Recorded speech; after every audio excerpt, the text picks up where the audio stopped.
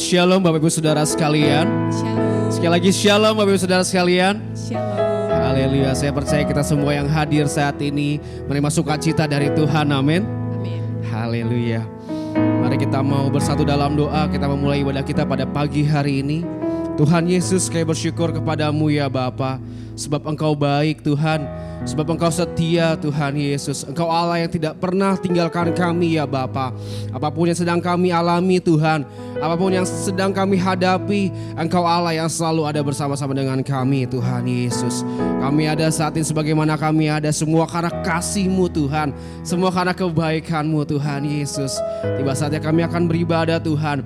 Kiranya Engkau pimpin ibadah kami dari awal sampai pada akhirnya. Engkau yang hadir dalam ibadah kami Tuhan. Engkau yang memenuhi setiap kebutuhan hidup kami ya Bapa.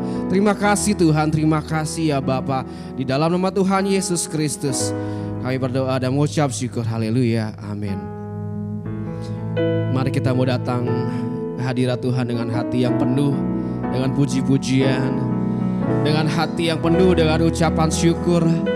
Karena Tuhan Yesus baik bagi setiap kita, bahkan Dia teramat baik bagi setiap kita. Terima kasih Tuhan Yesus. Haleluya, haleluya Tuhan. Kami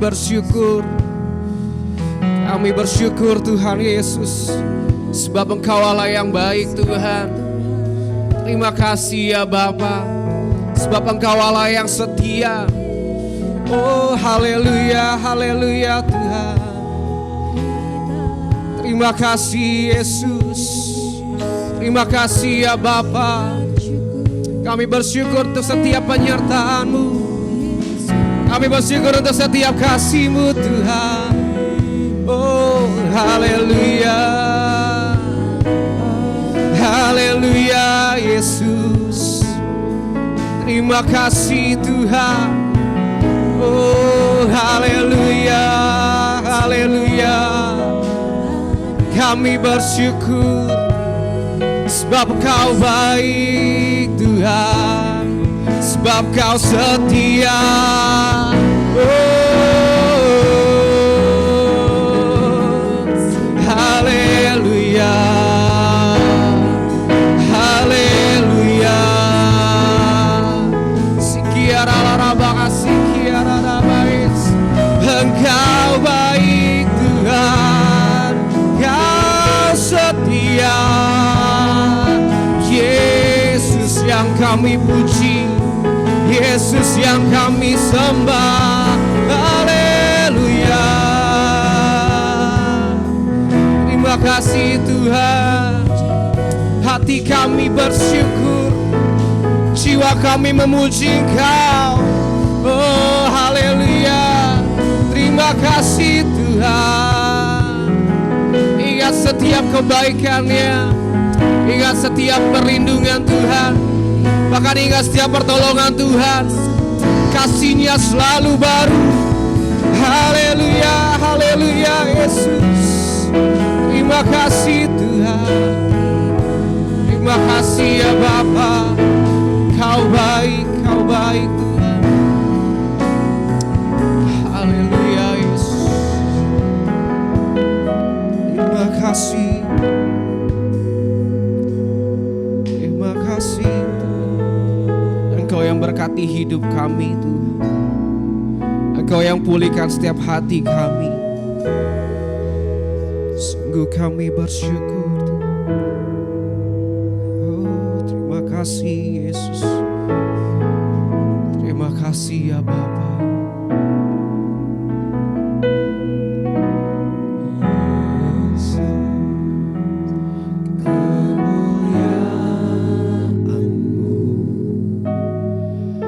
Pulihkan hatiku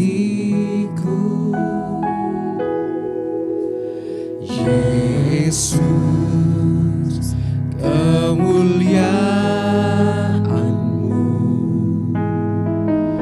berkati hidup. Katakan Yesus, Yesus, kemuliaan-Mu pulihkan hatiku.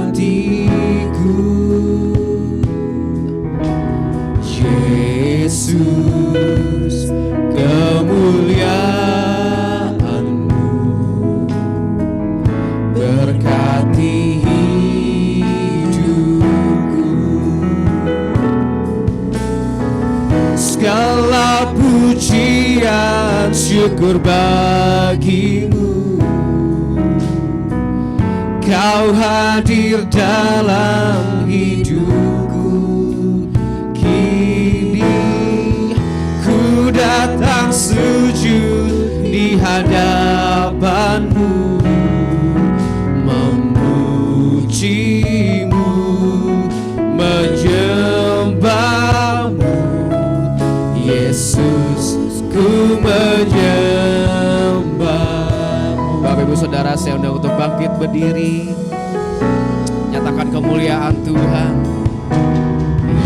Yesus, kemuliaan-Mu pulihkan hatiku. Oh Yesus, Yesus, kemuliaan-Mu berkati hidup. Segala pujian, segala pujian, syukur bagimu. Kau hadir dalam hidupku. Kini ku datang sujud di hadapanmu, memujimu, menyembahmu. Yesus, ku menyembah. Segala pujian, segala pujian, kami puji Kau Tuhan. Kau hadir dalam hidup. Kini ku datang sujud di hadapanmu, memujimu, menyembahmu. Yesus, ku menyembah. Segala pujian, segala pujian, syukur bagimu. Syukur di hadapan Tuhan, Kau yang hadir Tuhan. Oh, ku datang sujud di hadapanmu, memujimu, menyembahmu. Yesus, ku menyembah. Dengan sungguh katakan, segala pujian, syukur bagimu. Segala pujian, oh Yesus, ku datang sujud di hadapanmu, memujimu, menyembahmu. Yesus, ku menyembah. Oh, mari sembah Dia, mari tinggikan namanya. Haleluya, haleluya. Terima kasih Tuhan, Kau Allah yang besar Yesus. Kau Allah yang layak ditinggikan. Kami puji dan sembah. Oh, haleluya, haleluya. Sembah Kau Tuhan. Oh, sikiara lara bahasa. Haleluya, sikiara lara bahasa. Haleluya. Mari bebaskan setiap mulut kita untuk menyembah Tuhan, sebab Dia Allah yang layak disembah, sebab Dia Allah yang layak ditinggikan. Ya Yesus, ya Yesus. Oh, haleluya, haleluya. Sikiara lara bakase. Oh, sikiara lara bakase.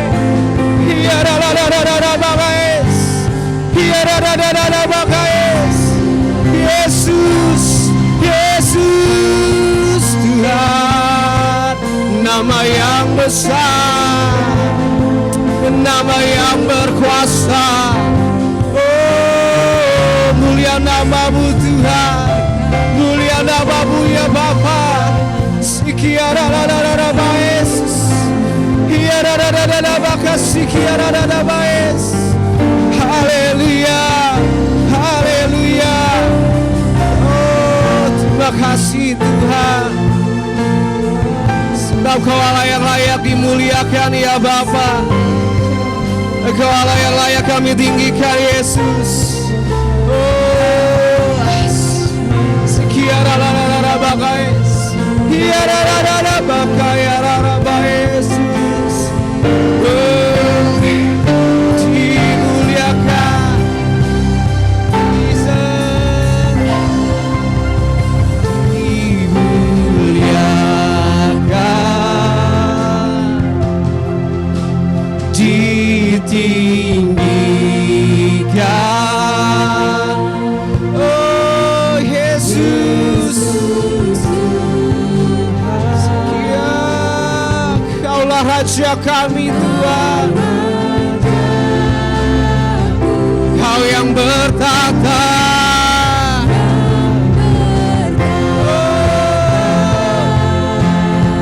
Berikan pujian, berikan sorak-sorai bagi Tuhan. Yesus, Yesus Tuhan, Kau Raja. Mari dengan sungguh kita mau puji Dia, katakan dimuliakan. Oh, kami tinggikan Kau Tuhan. Yesus Tuhan, Dia Raja. Oh, yang berkata,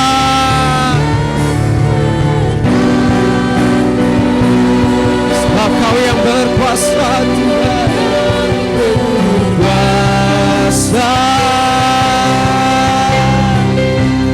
Yesus Tuhan, Kau Raja. Yesus Tuhan,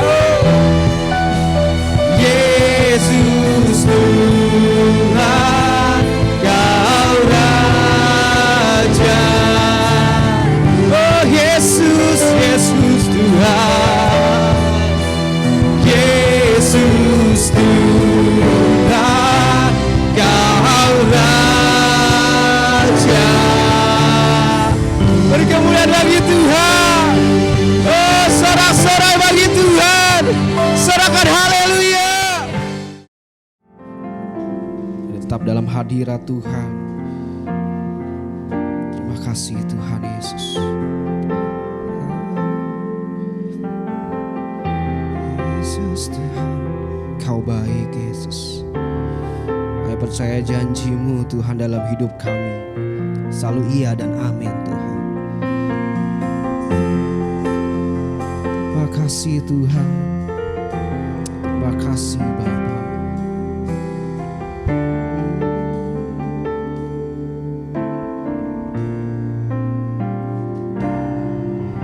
Ketika ku hadapi kehidupan ini,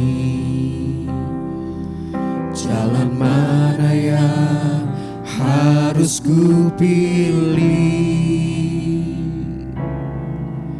Ku tahu ku tak mampu, ku tahu ku tak sanggup. Hanya Kau Tuhan tempat jawabanku. Aku pun tahu ku tak pernah sendiri, sebab Engkau Allah yang menggendongku. Tangan-Mu Tuhan, tangan-Mu membelaiku, cinta-Mu memuaskanku. Kau mengangkatku ke tempat yang tinggi. Janjimu seperti fajar pagi hari, dan tiada pernah terlambat bersinar. Cintamu seperti sungai yang mengalir, dan ku tahu betapa dalam kasih-Mu. Janjimu seperti fajar pagi hari. Terima kasih Tuhan, yang tiada pernah terlambat bersinar. Cintamu seperti sungai yang mengalir, dan ku tahu betapa dalam kasih. Bapak Ibu Saudara, saya undang untuk bangkit berdiri. Janjimu seperti fajar pagi. Terima kasih Tuhan, yang tiada pernah terlambat bersinar. Waktu selanjutnya saya serahkan kepada hamba-Nya, Pastor Ricky. Seperti sungai yang mengalir, Dan ku tahu betapa dalam kasih-Mu. Janjimu seperti fajar pagi hari, yang tiada pernah terlambat bersinar. Cintamu seperti sungai yang mengalir, dan ku tahu betapa dalam kasih-Mu. Dan ku tahu betapa dalam kasih-Mu. Dan kami tahu kasih-Mu begitu besar Tuhan. Dan ku tahu betapa dalam kasih-Mu. Mari berikan kemuliaan buat Tuhan kita. Haleluya. Oh Tuhan Yesus, Kau sungguh baik Tuhan. Haleluya. Kasih-Mu begitu besar bagi setiap kami Tuhan Yesus. Terima kasih Bapa untuk hadirat-Mu di tempat ini Tuhan. Kami mengucap syukur Tuhan. Kami tahu Tuhan ada rencana-Mu yang indah bagi setiap kami Tuhan. Ada pesan-Mu yang ingin Kau sampaikan bagi setiap kami Tuhan. Dan kami mau dengan rendah hati kami Tuhan, kami mau belajar Tuhan. Kami mau lebih lagi mengenal isi hati-Mu Tuhan, supaya kami bisa lebih naik level lagi Tuhan Yesus dalam melayani Engkau Tuhan, dan memperluas kerajaan-Mu di tempat ini Tuhan Yesus. Terima kasih Bapa, terima kasih Tuhan Yesus untuk kesempatan yang boleh Kau berikan Tuhan bagi aku Tuhan Yesus. Pikir Tuhan Kau urapi Tuhan, berikan hikmat-Mu Tuhan, biar segala perkataan yang keluar adalah kebenaran firman-Mu Tuhan Yesus. Pakai aku Tuhan lebih lagi Tuhan untuk memuliakan nama-Mu Tuhan Yesus. Terima kasih Bapa, terima kasih Yesus Kristus Tuhan. Dan kami sudah berdoa dan mengucap syukur. Dan mari semua yang siap dengan kebenaran firman Tuhan sama-sama katakan Amin. amin. Sekali lagi berikan kemuliaan buat Tuhan yuk. Haleluya, haleluya, silakan duduk brother sister semuanya. Haleluya, puji syukur buat Tuhan Yesus yang sudah berikan kesempatan bagi setiap kita di tempat ini untuk kita boleh sama-sama belajar, untuk kita boleh lebih lagi semakin excellent dalam melayani Tuhan. Semuanya mau? Semua semakin excellent dalam melayani Tuhan? Ya, mau boleh lambaikan tangannya sekali lagi. Haleluya, haleluya. Ya, seperti Pastor Nathan sudah mention juga di minggu lalu, tema bulan kita di bulan ini adalah naik level. Kita mau upgrade, kita mau semakin baik, semakin excellent lagi dalam melayani Tuhan. Karena hari ini juga saya mau menyampaikan beberapa hasil renungan saya. Apa sih yang Tuhan mau dalam hidup setiap kita mau lebih perdalam lagi. Nah, pada saat Pastor Nathan menyampaikan pesan, Rick, bulan ini kita temanya adalah naik level. Saya jadi berpikir sebenarnya kenapa sih kita ini sebagai manusia, sebagai ciptaan Tuhan, kenapa sih kita harus capek-capek keluarin effort, berjuang buat naik level? Why? Gitu. Why? Kenapa kita harus capek-capek gitu? Aduh, nggak bisa Tuhan aja yang naikin gitu dengan jentikan jari, tiba-tiba kita sudah di atas gitu. Kenapa kita harus capek-capek keluarin effort yang begitu besar supaya kita buat naik level.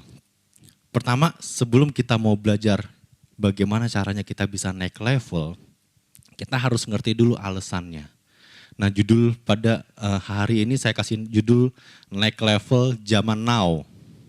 Naik level zaman now. Subjudulnya melangkah bersama Tuhan. Nah, lanjut. Kenapa sih kita harus capek-capek berjuang buat naik level? Pertanyaan ini sebenarnya sama aja dengan pertanyaan kenapa sih kita harus capek-capek belajar makan supaya kita bisa bertumbuh. Sama gitu ya. Kenapa sih kita dari bayi terus beranjak gitu kan jadi balita, terus naik level lagi, naik lagi. Kita harus terus belajar makan, meningkatkan kualitas makanan kita supaya kita bisa terus bertumbuh. Sama pertanyaannya. Saya punya anak yang masih kecil, saya ikutin pertumbuhannya dari bayi, mulai dia dari full menyusui, lalu dia mulai belajar empati gitu ya. Lalu mulai naik level lagi, belajar makanan yang lebih keras sedikit, makin keras, sekarang semuanya makanan dia bisa makan. Terutama bakmi. Dia ngikutin bapaknya.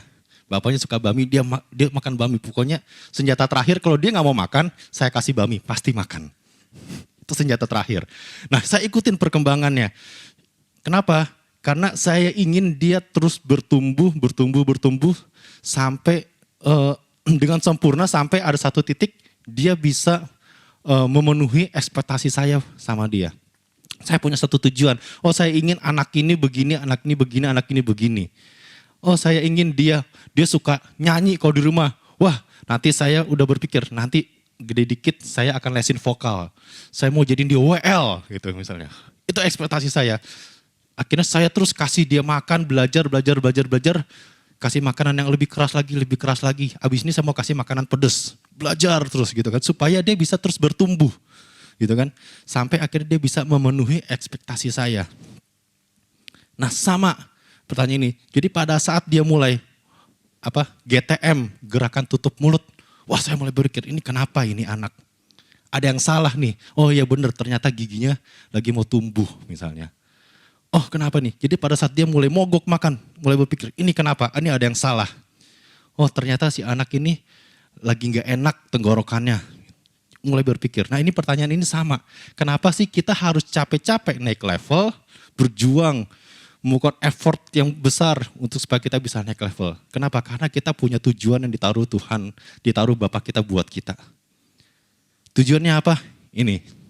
Matius 28 ayat 19 sampai 20. Ini tujuan. Ini yang udah Tuhan taruh buat setiap kita dan ini masih berlaku sampai sekarang, sampai di zaman now. Ini masih berlaku. Karena itu pergilah, jadikanlah semua bangsa muridku dan baptislah mereka dalam nama Bapa dan Anak dan Roh Kudus. Dan ajarlah mereka melakukan segala sesuatu yang telah kuperintahkan kepadamu.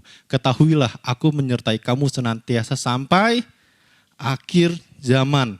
Jadi ini berlaku sampai zaman now ini berlaku. Sampai kita dipanggil Tuhan itu masih berlaku buat setiap kita. Ya. Jadi inilah kenapa Tuhan mau kita harus naik level. Supaya kita bisa menuntaskan ini nih. Ini perintah, ini amanat agung. Nah tapi saya mau kasih tahu nih. Faktanya di lapangan.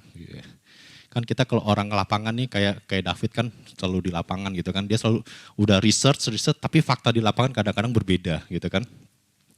Faktanya di lapangan kan Tuhan suruh kita jadikanlah semua bangsa. Tuhan suruh mau kita menjangkau semua jiwa-jiwa di dunia ini. Benar ya? Menjangkau semua jiwa-jiwa di dunia ini. Tapi fakta di lapangan dunia juga melakukan hal yang sama. Kita ini sedang berkompetisi dengan dunia. Dunia juga melakukan hal yang sama. Pada saat kita harus berjuang, Tuhan bilang, ayo kamu jangkau si dia. Kamu jangkau Bram, kamu jangkau David. Tapi dunia ini juga sama. Dunia sedang menjangkau mereka. Dan kita harus berkompetisi sama dunia. Tapi Tuhan katakan apa? Kita harus mengalahkan dunia.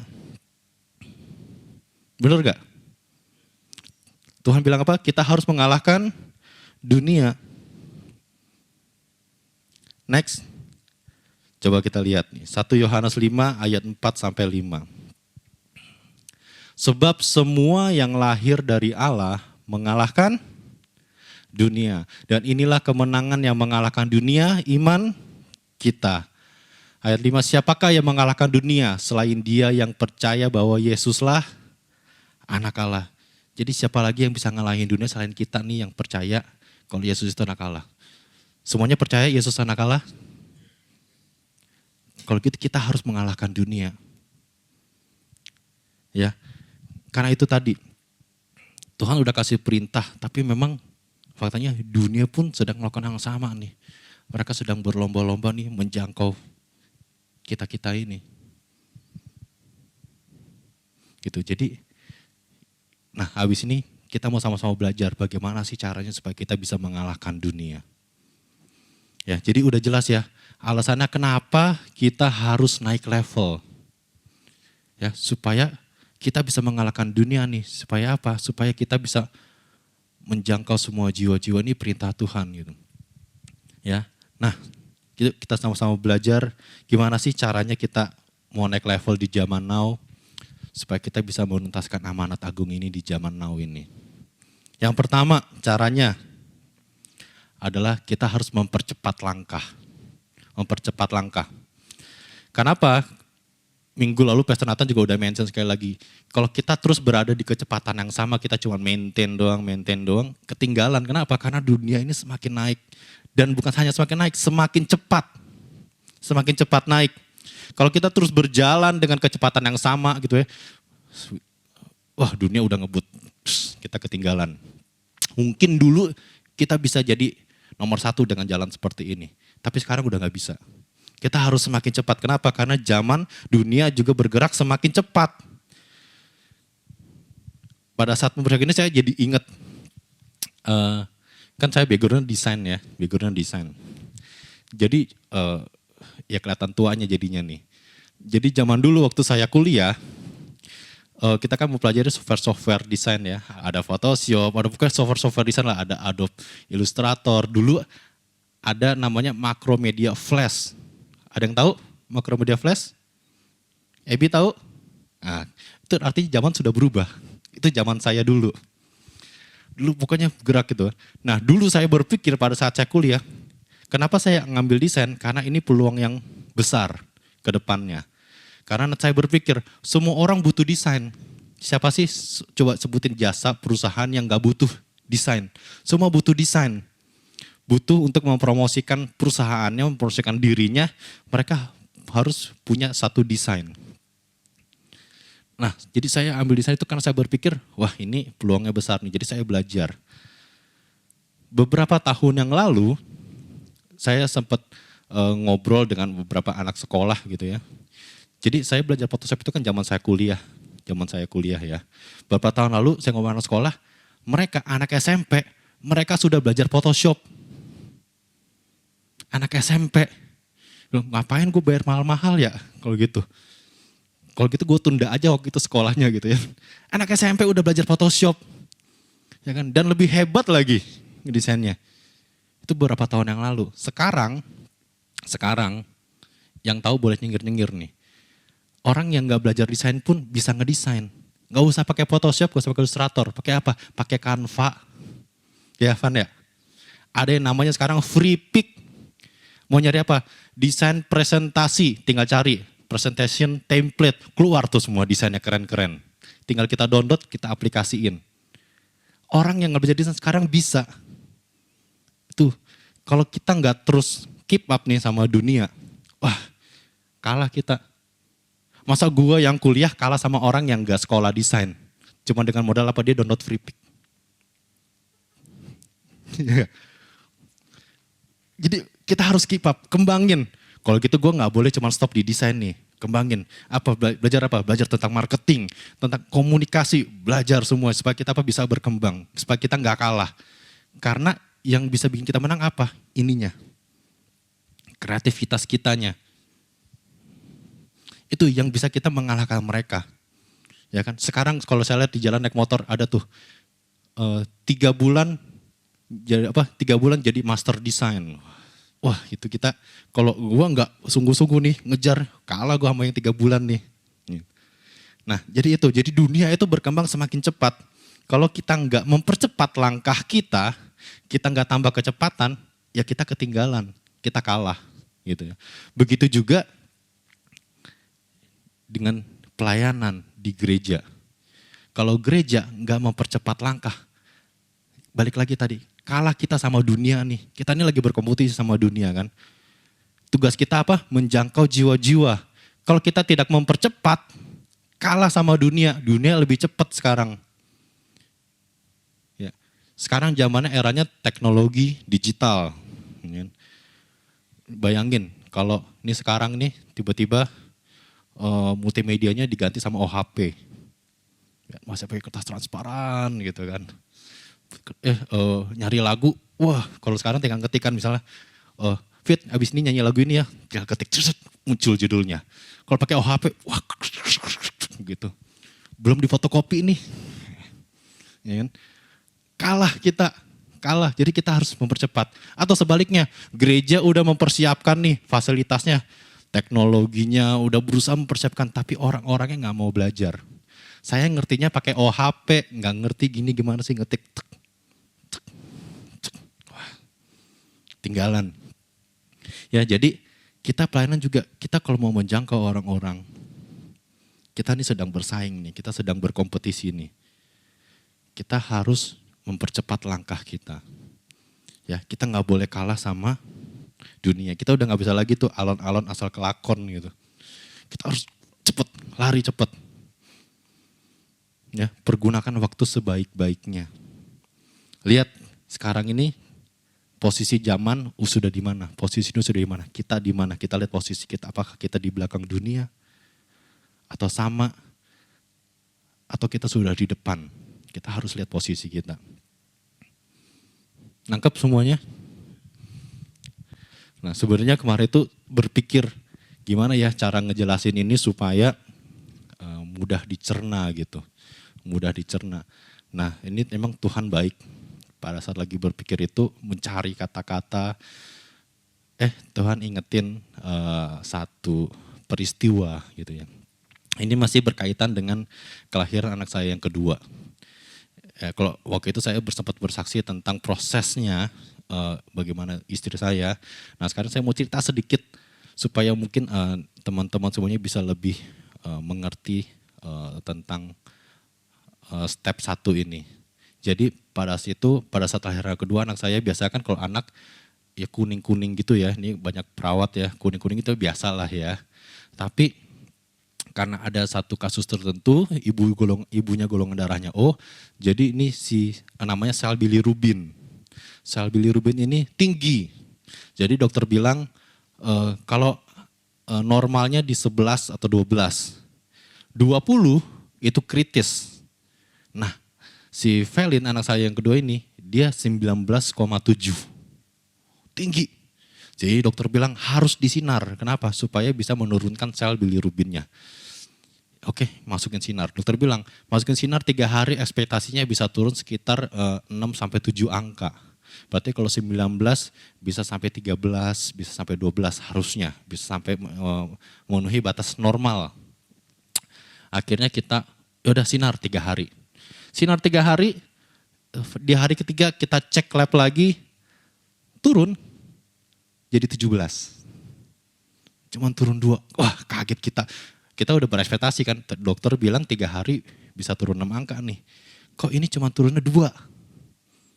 Ya kan, ternyata setelah kita ketemu dokternya menjelaskan dengan sangat simpel. Dia bilang simpelnya gini Pak, sebenarnya si kekuatan mesin sinar ini, dia mampu menurunkan misalnya 6 angka. Tapi tubuh si anak memproduksi sel bilirubin itu 4. Jadi cuma turun 2. Sebenarnya bisa turun 6, tapi turun 2. Bahkan kalau bisa lebih cepat lagi mungkin dia bisa lebih tinggi, bisa memproduksi 8, bisa lebih tinggi. Jadi bukannya berkurang malah nambah. Bisa dia bilang. Kenapa? Karena si mesin, kekuatan si mesin kalah cepat dengan kekuatan si tubuh yang memproduksi lebih cepat. Nah jadi di situ saya nangkep, oh ya ini sama nih. Pada saat kita kalah cepat, mungkin kita bisa menjangkau, mungkin nih perumpamannya menjangkau 4 orang. Tapi dunia dia bisa menjangkau 6 orang. Kita kalah cepat gitu. Akhirnya apa? Akhirnya si mesin ini, dokter bilang, kalau gitu mesin ini kita naikin ya Pak levelnya yang paling tinggi. Kenapa? Supaya bisa mengalahkan kecepatan si tubuhnya. Nah ini sama nih. Ya kan? Pada saat kita kalah cepat, apa yang harus kita lakukan? Naikin level supaya kita bisa lebih cepat. Supaya kita bisa mengalahkan ini yang lain-lain. Nangkep ya? Nah, jadi pada saat kita merasa, wah dunia sudah lebih maju nih. Ayo kita harus mempercepat langkah kita. Amin. Tapi pastikan kita tetap di jalur yang benar. Efesus 5 ayat 15 sampai 17. Karena itu perhatikanlah dengan seksama bagaimana kamu hidup, janganlah seperti orang bebal tetapi seperti orang arif. Ayat 16, perhatikan, dan pergunakanlah waktu yang ada. Pergunakanlah waktu yang ada, karena hari-hari ini adalah jahat.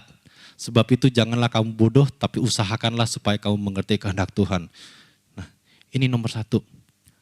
Kita harus pergunakan waktu kita yang ada sebaik-baiknya. Mumpung kita masih bisa, mumpung kita masih Tuhan masih berikan kekuatan, kesehatan, kita harus pergunakan yang sebaik-baiknya untuk kita mempercepat langkah kita. Amin. Yang nomor 2, bagaimana sih caranya kita naik level supaya kita bisa mengalahkan dunia? Tadi nomor 1 mempercepat langkah, nomor 2 adalah kita memperbesar langkah. Memperbesar langkah atau di sini saya tulis sama dengan memiliki pandangan yang luas. Nah, memperbesar langkah ini artinya apa? Pada saat kita memperbesar langkah, kita memperbesar jangkauan kita. Setuju? Saya mau kasih contoh, cuman saya butuh bantuan. Ken deh, Ken. Boleh Ken? Maju ke depan Ken. Nah ini contoh nih biar teman-teman semua jelas. Sini Ken. Ngadep sana. Oke. Ini adalah Ken. Single? Oh single. Hobinya masak? Oh iya. Oke Ken. Sekarang coba Ken maju 1 langkah. Op, stop. Tadi mundur. Mundur. Ulang ya. Maju 1 langkah. Hop. Oke. Nah Ken tadi maju 1 langkah dari sini. Stop di situ. Artinya dia punya jangkauan dari sini sampai sini. Bener ya, ini jangkauan dia nih. Oke? Sekarang mundur lagi. Coba perbesar langkahnya semaksimal mungkin. Yang paling besar, udah paling besar? Bener paling besar, coba lagi. Mundur. Yang paling besar Ken. Op. Nah, itu udah maksimal? Udah. Sekarang tadi Ken langkahnya segini ya. Sekarang dia memperbesar langkah segini jadi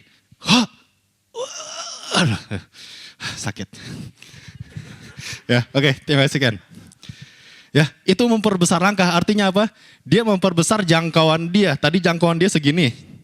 Sekarang jangkauan dia jadi besar. Ya. Itu memperbesar jangkauan. Jadi memperbesar langkah sama dengan memperbesar jangkauan. Kita memperluas jangkauan kita. Ya itu. Nah, memperluas jangkauan itu artinya kita memiliki pandangan yang lebih luas. Jadi pada saat kalau kita naik level, kalau saya nonton bioskop gitu ya, saya nggak suka tuh duduk carinya di barisan-barisan depan. Kenapa? Karena pandangannya sempit. Jadi kalau nonton film action, kejar-kejaran saya gini. Gitu. Tapi kalau saya pilih duduk paling atas, paling tinggi, santai, kelihatan semuanya. Santai gitu kan.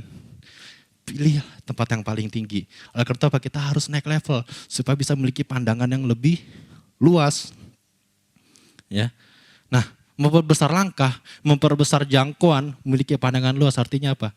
Kita harusnya pada saat kita naik level, harusnya jangkauan kita semakin luas, benar gak? Artinya apa? Kalau tadi kita cuma bisa menjangkau jiwa-jiwa segini, sekarang kita menjangkau jiwa-jiwa, wah besar. Lebih banyak jiwa-jiwa yang bisa kita jangkau. Oleh karena itu kita harus naik level. Supaya apa? Supaya kita bisa lebih banyak menjangkau jiwa-jiwa. Saya mau kasih contoh, kita mau sama-sama belajar dari satu tokoh, Mother Teresa. Beliau lahir pada tahun 1910. 1928, beliau masih dengan nama Agnes meninggalkan rumah pada usia 18 tahun untuk bergabung dengan kesusteran Loreto di Irlandia sebagai misionaris. 1928, umur 18 tahun. 1931, si Agnes mengambil sumpah agama pertamanya sebagai seorang biarawati dan diberi nama Teresa. 1948, dia sudah dengan nama Teresa, memulai pelayanannya seorang diri sebagai misionaris untuk orang miskin dan kelaparan di India. Ya, dia tadinya orang Makedonia. Lalu dia bergabung di Irlandia, terus memulai pelayanan sebagai misionaris untuk orang miskin di India. 1950, mendapat izin dari Vatikan untuk memulai kongregasi keuskupan yang kemudian menjadi misionaris cinta kasih. Tahun 1980-an, dia memperluas pelayanan ke Eropa Timur, Amerika, bahkan ke Ethiopia, Afrika. Sampai tahun 1997, beliau wafat pada tanggal 5 September setelah menjalankan 610 misi di 123 negara. Ya, ini contoh orang yang memperluas jangkauannya. Dia memperluas jangkauan, dia terus naik level untuk apa? Supaya dia bisa memperluas areanya. Dari pada saat dia memulai misionaris cinta kasih, saya baca dia hanya diikuti oleh beberapa, kalau nggak salah tidak sampai 10 orang biarawati yang membantu dia mengikuti. Sampai dia meninggal itu sudah ribuan orang yang terlibat dalam misionaris cinta kasih ini. Jadi itulah contoh kita memperbesar langkah kita, membesar jangkauan kita. Di mana aja sih kita bisa memperbesar jangkauan kita? Yang pertama udah jelas, di dalam dunia. Ya, Tuhan udah bilang, yuk kita kalahkan dunia. Artinya apa? Area jangkauan kita harus lebih besar dari dunia. Jadi kita harus membesar area kita di dalam dunia. Matius 5 ayat 13 sampai 16. Kamu adalah garam dunia. Jika garam itu menjadi tawar, dengan apakah ia diasinkan? Tidak ada lagi gunanya selain dibuang dan diinjak orang. Ayat 14, kamu adalah terang dunia. Kota yang terletak di atas gunung tidak mungkin tersembunyi. Stop dulu. Nah, di situ dia bilang, kamu adalah garam dan terang dunia. Garam dan terang itu artinya apa sih? Garam itu sifatnya asin. Jadi dia sifatnya mengubah sesuatu dari tawar menjadi asin. Terang udah jelas, mengubah sesuatu dari gelap menjadi terang. Artinya apa? Pada saat kita menjadi garam dan terang dunia, kita harus memberikan perubahan. Memberikan perubahan pada dunia. Di mana Tuhan utus kita, di situ kita harus memberikan perubahan. Kalau nggak ada perubahan, berarti gagal. Nah, itu kita bisa bertanya nih sama diri kita sendiri. Pada saat Tuhan suruh kita, Tuhan suruh saya bekerja di perusahaan A. Terus, apakah perusahaannya berubah? Iya, berubah jadi bangkrut. Wah, gagal gitu. Bukan itu maksudnya. Tapi apakah pada saat Tuhan taruh saya di perusahaan A, wah perusahaannya jadi, pendapatannya jadi melonjak tinggi gitu kan. Wah perusahaannya jadi cuan. Itu artinya kita sudah memberikan perubahan. Kalau nggak ada yang berubah berarti ada yang salah nih. Ya. Itu jadi menjadi garam dan terang dunia kita harus berubah. Begitu juga dengan pelayanan kita di dunia. Pada saat kita melayani mungkin kita mau melayani seseorang tetangga kita, teman sekolah kita, teman kantor, segala macam. Tapi kita nggak memberikan perubahan sama dia, berarti kita gagal. Dia akan mikir, wah gue temenan sama lu sama aja gitu. Nggak ada yang berubah dalam hidup gue. Nggak ada yang berubah, sama aja ngapain. Dan gue temenan sama si dia. gue ditraktir terus gitu. Minimal gue hemat. Ya. Misalnya gitu. Ngapain gue temenan sama lu? Gak ada yang berubah, teori doang gitu kan. Ya itu, jadi kita harus memberikan perubahan. Pada saat kita melayani orang, kita memberikan perubahan. Nah, pada saat saya mempersiapkan ini, saya jadi ingat obrolan chit-chat saya sama Konatan minggu lalu gitu ya. Pas kita lagi ngobrol-ngobrol ini, padahal cuma ngobrol-ngobrol, bukan ngobrol serius gitu ya. Tapi topik ini jadi terngiang-ngiang di kepala saya gitu. Zaman sekarang, zaman now, banyak anak-anak orang-orang zaman now ini sulit datang ke gereja. Alasannya, salah satu alasan adalah karena orang-orang itu sulit membuat komitmen baru untuk datang ke gereja. Setelah mereka sendiri kesulitan berkomitmen dengan hal-hal di dunia. Ya, jadi mereka kesulitan membuat komitmen baru untuk datang ke gereja. Setelah mereka merasa kesulitan berkomitmen dengan dunia. Mereka udah sibuk dan harus komitmen lagi. Kalau enggak gue dipecat. Kalau enggak gue gak naik kelas. Kalau enggak nilai gue jelek. Ya enggak salah juga, mereka emang harus di dunia pun mereka harus excellent gitu. Tapi ini jadi satu pertanyaan buat saya pribadi gitu ya. Kenapa sih mereka bisa mengeluarkan effort yang begitu besar dengan dunia, tapi menimbang-nimbang begitu disuruh mengeluarkan effort untuk Tuhan? Why? Apa karena kita? Karena kita yang gak memberikan perubahan tadi, sehingga menurut mereka gak worth it kok. Lebih worth it ini, jelas gaji gue naik, jelas gitu. Gue dipuji-puji bos. Apakah kita yang belum memberikan perubahan? Nah itu pertanyaan. Saya juga belum jawab. Lanjut ayat 15. Lagi pula orang tidak menyalakan pelita lalu meletakkannya di bawah tempayan, melainkan di atas kaki pelita sehingga menerangi semua orang dalam rumah itu. Demikianlah hendaknya terangmu bercahaya di depan orang, supaya mereka melihat perbuatanmu yang baik dan memuliakan Bapamu yang di sorga. Ternyata ini jawabannya bro and sis. Kenapa mereka lebih memilih gue keluarin effort yang besar aja di dunia? Karena kadang-kadang kita Tuhan udah kasih skill, Tuhan udah kasih kita kesempatan buat melayani, Tuhan udah kasih kita talenta yang begitu banyak. Tuhan udah kasih kita jadi terang, tapi kita umpetin terang kita. Kita umpetin di dalam tempayan. Jadi sebenarnya kita terang tapi gak kelihatan. Ada tapi gak ada. Benar gak tuh? Iya. Jadi gitu, jadi sebenarnya kita ini ada loh, tapi kita gak mau menunjukkan diri, kita gak mau berbuat baik untuk orang, kita gak mau mengeluarkan cahaya kita untuk menerangi orang lain. Artinya sehingga orang itu berpikir, ya gue temenan sama lu sama aja, gelap-gelap juga. Terang lu gak kelihatan gitu. Ya itu kadang-kadang kita mau memperbesar area kita tapi kita gak mau menunjukkan, kita gak mau usaha mengeluarkan terang kita. Ya, itu tadi contohnya. Memperbesar area kita di dalam dunia. Yang kedua, memperbesar area kita di mana? Di dalam gereja.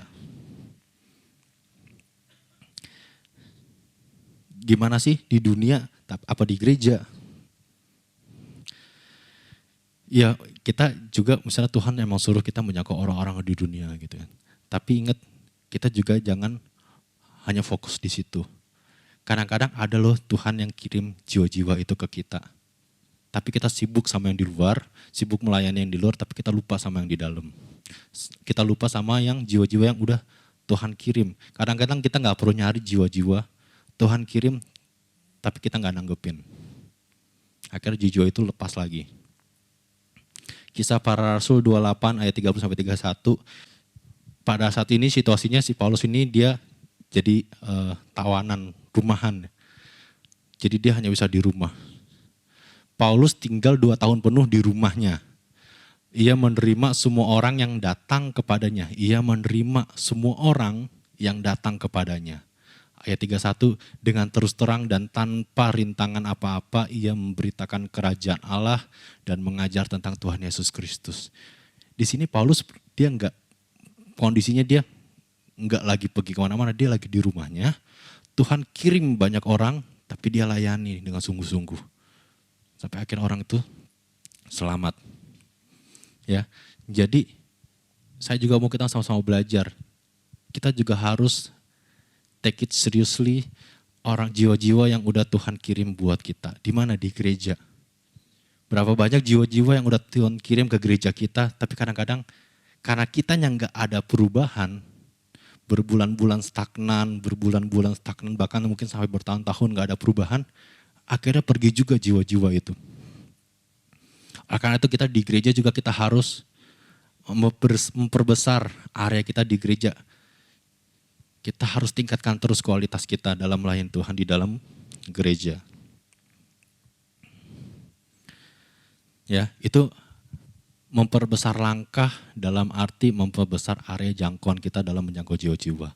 Nah, 2B, memperbesar langkah itu juga artinya apa sih? Artinya apa? Kita tadi memperbesar langkah artinya kita memperbesar jangkauan, kita memperluas pandangan kita.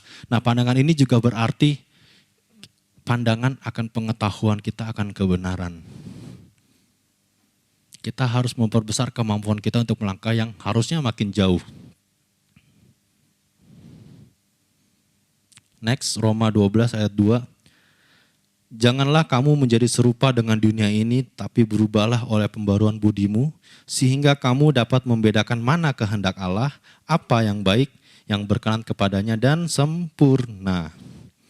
Nah, jadi memperbesar langkah ini juga berarti kita harus memperbesar pengetahuan kita harus memperluas pengetahuan kita, paradigma kita akan kebenaran.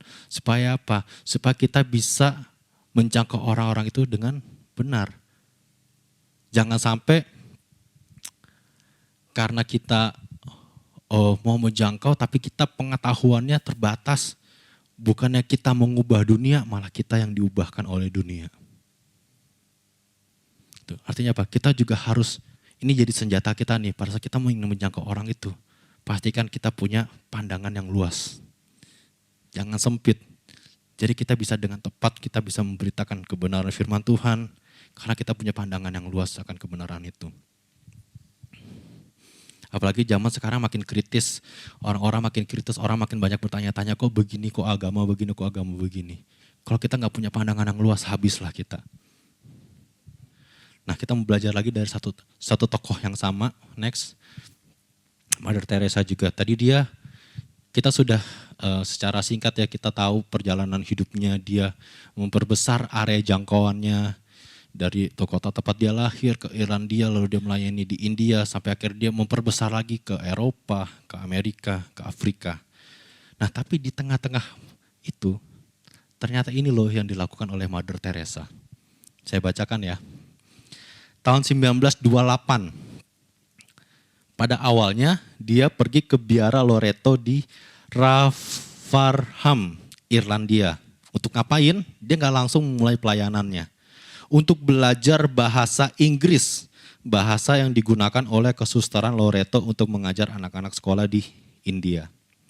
1929, dia memulai pelatihan di Darjeeling, dekat pegunungan Himalaya, tempat dirinya belajar bahasa Bengali.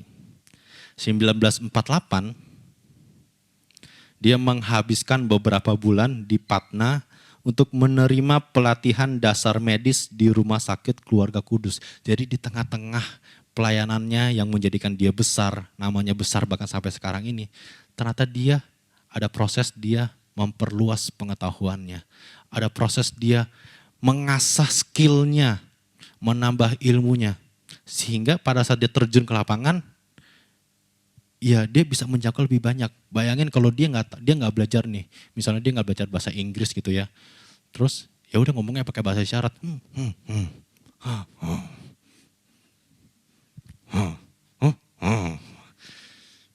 kan susah gitu ya. Jadi memperluas. Terus dia nggak berusaha belajar. Yang penting gue melayani, gue kasih nasihat aja. Dia nggak belajar apa tadi pengetahuan tentang medis gitu kan. Terus pada orang sakit datang ke dia, ya kamu berdoa, tenang aja. Apakah dia bisa mengubah? Enggak, gitu ya.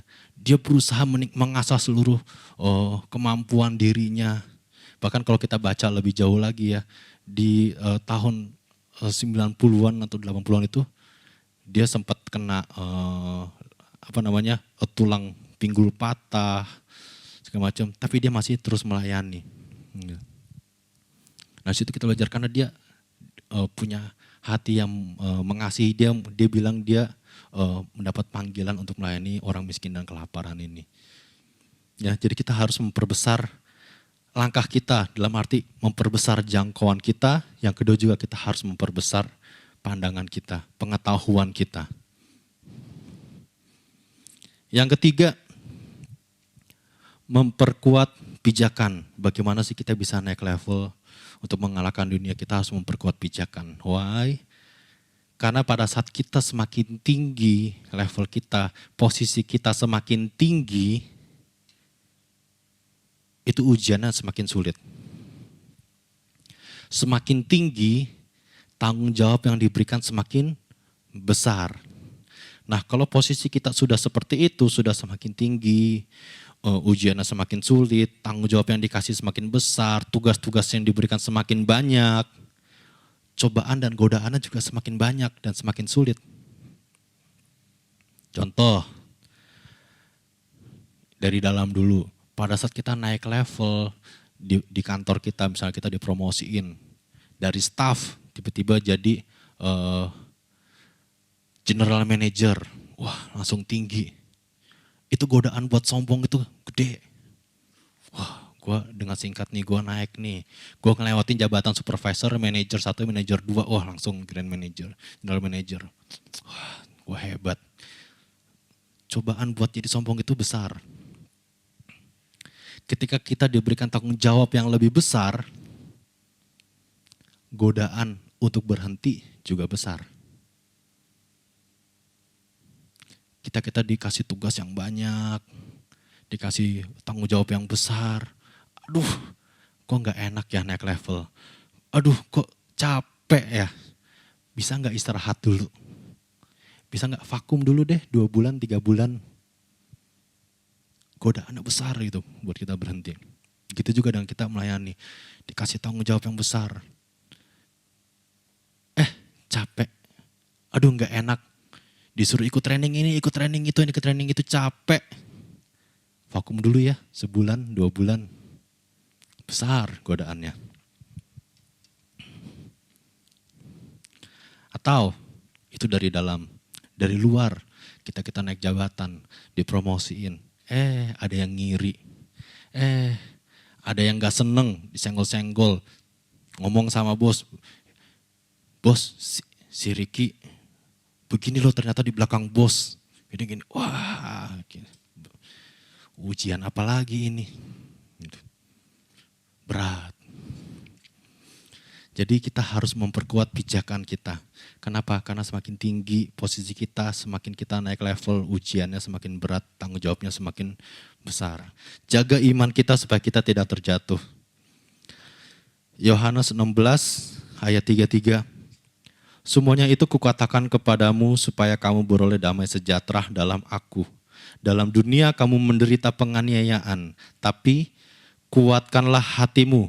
Aku telah mengalahkan dunia. Yosua 1 ayat 7.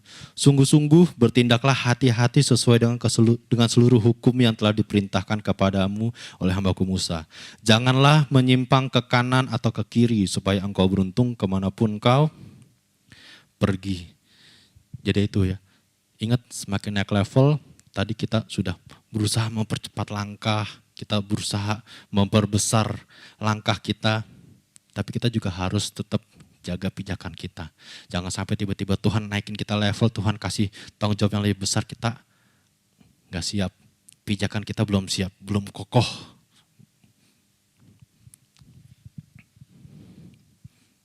Ya. Yang terakhir, bagaimana sih kita bisa naik level untuk mengalahkan dunia? Yang terakhir tadi kita sudah mempercepat langkah, memperbesar langkah, memperkuat pijakan. Yang terakhir adalah kita harus terus melangkah. Jangan pernah berhenti bergerak. Tetap setia menanti waktunya Tuhan.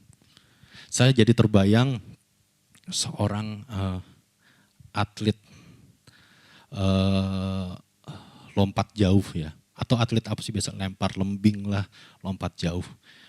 Pada saat dia ingin melompat yang paling jauh, dia kan ingin mengalahkan lawannya gitu ya. Mengalahkan lawannya, dia harus membuat lompatan yang lebih jauh daripada lawannya. Apa yang dia lakukan? Mungkin gak dia, oh lawan gue lompatnya segitu. Dia lompat, kalah pasti. Apa yang dia lakukan? Dia akan berlari sekencang-kencangnya. Terus dia lompat. Akhirnya dia bisa mengalahkan lawannya. Jadi pada saat kita ingin mengalahkan dunia, kita gak boleh memulai dari posisi berhenti. Kita harus mulai di posisi di mana kita sedang berlari cepat. Lari cepat. Terus kita lompat. Disitulah kita bisa mengalahkan dunia. Jadi ini yang terakhir, kalau kita ingin mengalahkan dunia, kita gak boleh berhenti bergerak. Kita harus terus melangkah, bahkan harus mempercepat kecepatan kita. Roma 12 ayat 11-12. Janganlah hendaknya kerajinanmu kendor, biarlah rohmu menyala-nyala dan layanilah Tuhan. Bersukacitalah dalam pengharapan, sabarlah dalam kesengsaraan dan bertekunlah dalam doa. Jadi itu Tuhan sendiri bilang, jangan sampai kerajinanmu kendor. Biarlah rohmu nih, api dalam diri kita ini terus menyala-nyala dalam melayani Tuhan. Tetap setia, bersukacitalah dalam pengharapan, sabar dalam kesengsaraan, dan bertekunlah dalam doa. Setia dalam setiap proses yang Tuhan izinin. 1 Korintus 15 ayat 58. Karena itu saudara-saudaraku yang terkasih, berdirilah teguh, jangan goyah, dan giatlah selalu dalam pekerjaan Tuhan. Sebab kamu tahu bahwa dalam persekutuan dengan Tuhan, jeripayamu tidak sia-sia. Happy ending. Jadi pada saat kita mau naik level, kita mau setia menanti waktunya Tuhan, gak sia-sia, happy ending. Ya, jadi saya ingin mengajak kita semua teman-teman di Hope, ayo, ini gak kebetulan aja Konatan kasih tema naik level, tapi ini momennya. Jangan sampai miss. Jangan sampai kita kalah speed. Mungkin habis lewat bulan ini, dunia udah kemana-mana. Tapi kita masih stuck aja di level ini. Bertahun-tahun kita masih ngomongin naik level. Ngapain? Artinya apa? Kalau tahun depan kita masih ngomongin naik level, artinya kita belum naik level. Harus depan kita harus ngomongin yang lebih besar lagi. Ini momennya kita harus naik level. Oke, ayo percepat langkah kita. Kita perbesar langkah kita perkuat pijakan kita, dan ingat jangan berhenti, terus melangkah. Terima kasih Bapa, terima kasih Tuhan untuk setiap proses yang boleh Kau izinkan terjadi dalam hidup kami. Kami percaya Tuhan itu boleh menjadikan kami naik lebih tinggi lagi bersama dengan Engkau Tuhan Yesus. Dan ini komitmen kami Tuhan. Kami mau terus naik level Tuhan Yesus. Kami mau terus naik level Tuhan. Kami mau terus mempercepat langkah kami. Kami memperbesar langkah kami Tuhan, membesar jangkauan kami Tuhan, pandangan kami Tuhan. Kami ingin lebih lagi mengenal Engkau lebih lagi Tuhan Yesus. Kami ingin memperkuat pijakan kami biar kami tidak mudah terjatuh Tuhan. Biar kami tidak mudah Tuhan digoda, tapi tidak mudah dicobai Tuhan. Biar kami boleh terus lulus ujian Tuhan Yesus. Terima kasih Bapak, dan satu lagi Tuhan, kami mau terus bergerak Tuhan.